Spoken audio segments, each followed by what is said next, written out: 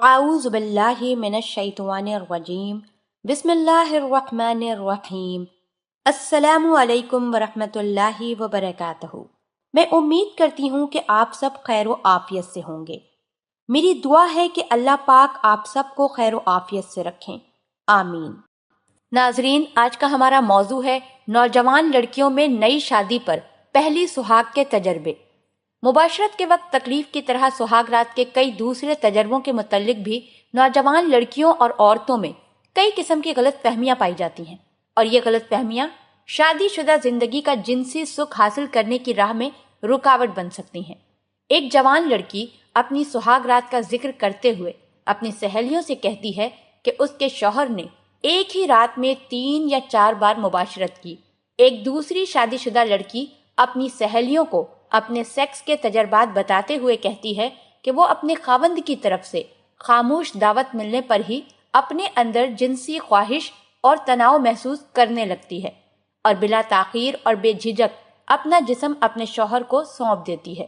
ایک دوسری لڑکی اپنی سہیلیوں سے یہ کہتی ہے کہ ہر بار مباشرت میں اسے مکمل جنسی تسکین حاصل ہوتی ہے۔ کوئی اور نوجوان لڑکی فخر سے یہ کہتی ہے کہ وہ اپنے شوہر کے ساتھ آدھا گھنٹے تک مباشرت کرتی رہی، حالانکہ مباشرت صرف 2 سے 3 منٹ کی ہوتی ہے اور باقی وقت فور پلے کا ہوتا ہے۔ مگر بہت سی لڑکیاں اپنی سہیلیوں پر اپنا رعب جمانے کے لیے اس قسم کے فقرے استعمال کرتی ہیں۔ اپنی سہاگ رات یا مباشرت کے تجربات کے بارے میں جب کوئی جوان لڑکی یا عورت اپنی سہیلیوں سے اس طرح کی باتیں سنتی ہیں تو وہ نوجوان لڑکیاں جن کے جنسی تجربات دوسروں کے تجربات سے میل نہیں کھاتے تو وہ طرح طرح کی غلط فہمیوں کا شکار ہو جاتی ہیں اور اپنے اندر یا اپنے شوہر کے اندر کسی قسم کی کمی محسوس کرنے لگتی ہیں۔ ایک لڑکی اپنے شوہر کے ذریعے سہاگ رات میں یا اس کے بعد ایک ہی رات میں 1 سے زیادہ بار مباشرت کا لطف حاصل کر سکتی ہے، اور کسی دوسری عورت کو یہی لطف ایک رات میں صرف ایک ہی بار حاصل ہو سکتا ہے، اور کسی تیسری عورت کی حالت یہ ہو سکتی ہے کہ اسے ایک بار بھی ایسا لطف حاصل نہیں ہوتا۔ یعنی الگ الگ عورتوں کے الگ الگ تجربات ہو سکتے ہیں۔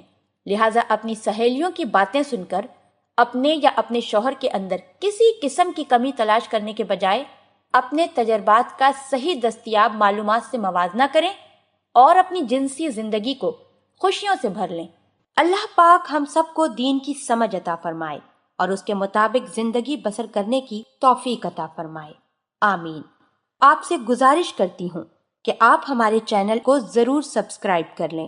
سبسکرائب کے ساتھ ساتھ ہماری ویڈیو کو لائک بھی کر دیں۔ اللہ پاک آپ سب کو اپنے حفظ و امان میں رکھے، آمین۔